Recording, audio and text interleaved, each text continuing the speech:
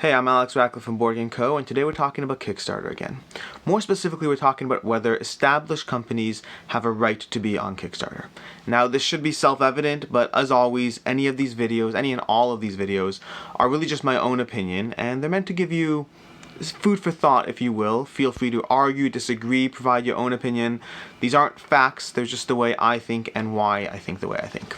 So the way I'm going to do this video is to start with, I think, the most important question before you ask why a company like CMON, Tainted, Awakened Realms, any of these established companies, before you ask why they have a right to be on Kickstarter, the first and most important question is why not? If you're going to suppose that they don't have a right, then the argument is on you, whoever you might be, to provide a reason why they shouldn't be. So to start with, I picked all the reasons I could think of why they shouldn't be on Kickstarter, and then went through my answers to those reasons or my thoughts and opinions on those reasons. If I don't cover anything, if there's any reason I didn't cover that you can think of, that you want to engage with, by all means post in the comments down below. Either I'll have a response or something like that, or perhaps I won't have an answer and maybe I'll shift my opinion. I mean, any opinion-based video is meant to be a two-way street. I'm more than happy to change my mind. Hopefully you're open to changing yours, or alternatively, maybe you already agree with me. Whichever one it is, I'd love to hear from you down below. So to begin off, let's take the easiest. And I'm going to start with this. I'm going to go easiest to hardest just to get them out of the way. The easiest reason, and this isn't actually an objection I've seen, but it's an objection I can imagine someone having, is that Kickstarter takes 10% of their profits off the top, so no established company should be on Kickstarter because why would you give up 10% of your profits? In other words, it's not a good move, it's not profitable. So before we even get into the math of that, the math is basically that Kickstarter is a lot less expensive at 10% than a full distribution chain where you take significantly more than that. But if it's but the company's best interest and the company's profitability, let the company decide. They don't need a host of people banning them in their own self-interest from Kickstarter because it's not profitable enough. It's a bit of a throwaway reason, it's not a real reason I've seen, but more importantly from there, let's cover some other easy ones. We have legal issues. Let's pretend it's a legal issue. Kickstarter is for startups. You're not allowed to be on Kickstarter if you're an established company. And again, the answer there is fairly simple. If it's really just a question of rules, regulations, legalities, let Kickstarter handle it. If you're so concerned on Kickstarter's behalf that a platform made for creators, made for people who are up-and-comers, that other established companies are taking advantage of that platform, then Kickstarter can deal with it. And obviously they're not dealing with it, and they're very aware of it. And you might say, well, it's just that Kickstarter is interested in the profit and the revenue and whatnot. In which case, fine. But it's immaterial. The point is that if it's about the rules, if it's about breaking the rules, obviously the platform who would most be interested in enforcing the rules is not doing so. So if it's just about rules, again, they have every right to be there, as evidenced by Kickstarter allowing them to continue to be there. So let's take the next one. And the next one, this is the first real one that's a little bit tricky to deal with, but forget rules, forget profitability, about ethics. If an established company should not ethically be allowed to be on Kickstarter. Kickstarter was created as a platform to give up-and-comers a voice, and by established companies being on that platform, they are taking away from the up-and-comers. They are denying the revenue that people would go on Kickstarter and spend on new startup company X, and they're instead giving it to CMON or whoever that doesn't actually need that revenue. Queen Games goes on Kickstarter, publishes a new game when they have a full distribution channel. Why in the world can we allow that when they're taking away money from the small up-and-comers? That one's a little more complicated for a few reasons. So first of all, I'm not convinced, and I say this with no data for the record, I'm not convinced that it's hurting these small up-and-comers. I would argue that it's more likely that Kickstarter has become a real place for people to go, a real platform, a place that attracts a lot of eyeballs, specifically because it's a place that is actually respected for producing a lot of good content. And I think that those additional eyeballs, I wouldn't be surprised if someone ran the numbers, and if you have the numbers, if you know anyone who does have these numbers, I'd love to see them. But I wouldn't be surprised if smaller companies over the past decade have slowly been getting more and more money just because Kickstarter has gotten more and more eyeballs, specifically because of the better content and the better producers and the more validated platform. Once you're on Kickstarter getting your next Awakened Realms game, you might browse around, you have the Kickstarter app on your phone, you're more interested, and you browse around and boom, buy some other game you would never have bought because you were never looking at Kickstarter. So it's very possible that to begin with, they're not actually hurting those companies. But just as importantly, even if the data comes back that they are taking away money from smaller companies, what ethics rule are they breaking? Kickstarter is a platform provided by Kickstarter. Kickstarter can have whatever stated goals it is. Competition might not be good for a small company trying to get your dollars, but competition is good for the industry where you want better content. You want people constantly striving for better content. I said this, both these things are true. I am simultaneously very sympathetic for any smaller Kickstarter creator that tries coming out with a good game and doesn't get funding because they're competing against these massive campaigns with amazing graphics, amazing gameplay, amazing content, amazing everything. But at the end of the day, while I am sympathetic to those companies, and I say this as someone who's running a small business myself, I mean, we're a 5-man team. We can't compete with Cool Stuff Inc. or Miniature Market in a lot of areas because we just don't have those resources. But at the same time, while I'm sympathetic, it does better the market for the consumer. So I'm not sure what the overarching goal is, but if the goal is to take away competition to let other people thrive, I think you do the individual a service while hurting the industry.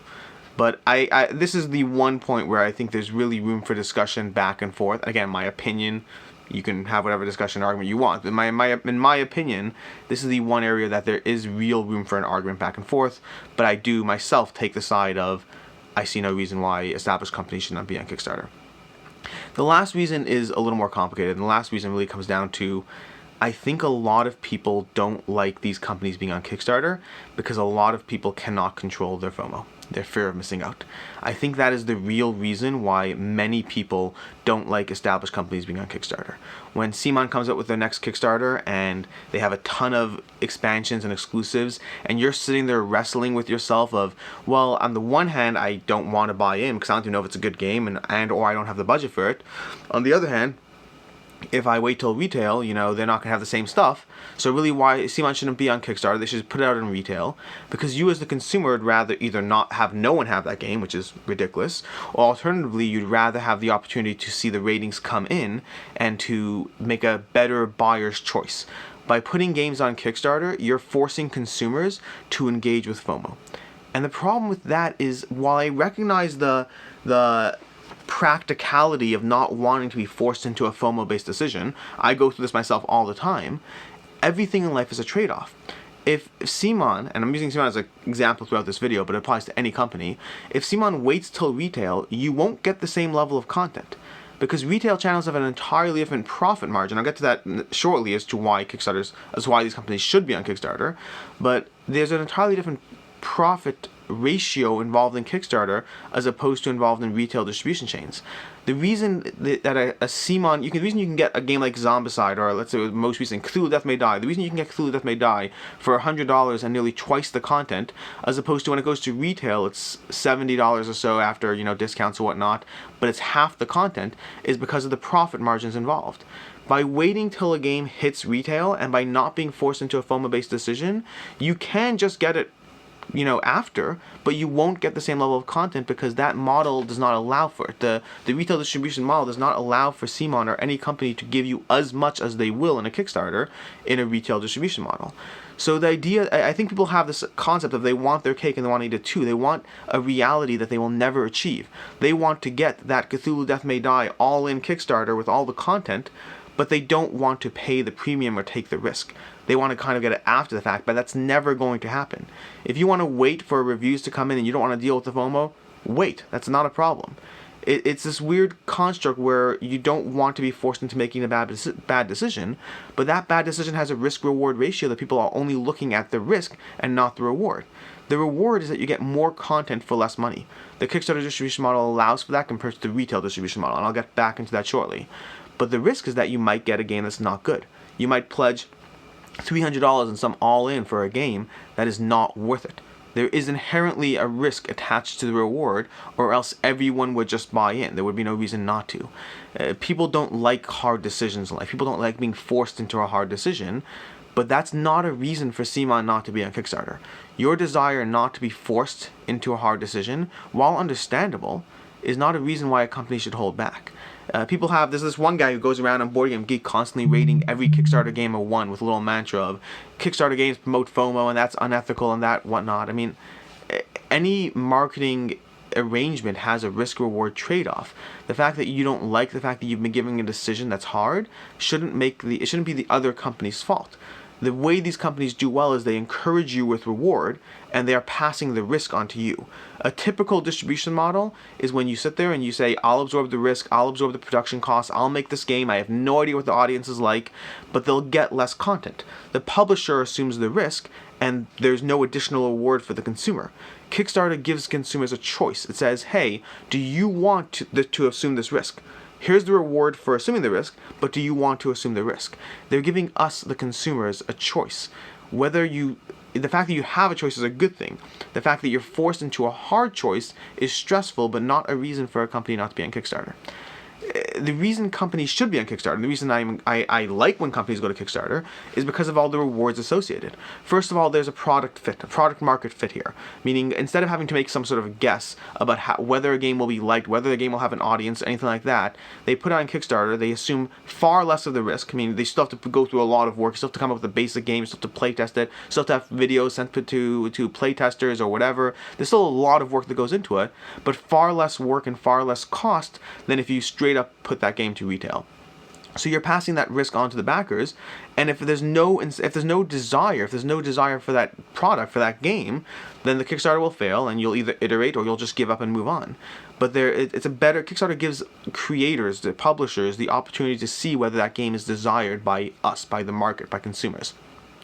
And by doing so, the next reason why I like Kickstarter is back to this CMON, exclusive thing that they toss on, is in a typical retail chain, and these numbers are completely average or whatever. They're not like everything's going to be a little different, but a typical retail model is that the publisher of the game has to pay 25% of the cost of the game, of MSRP, to produce the game.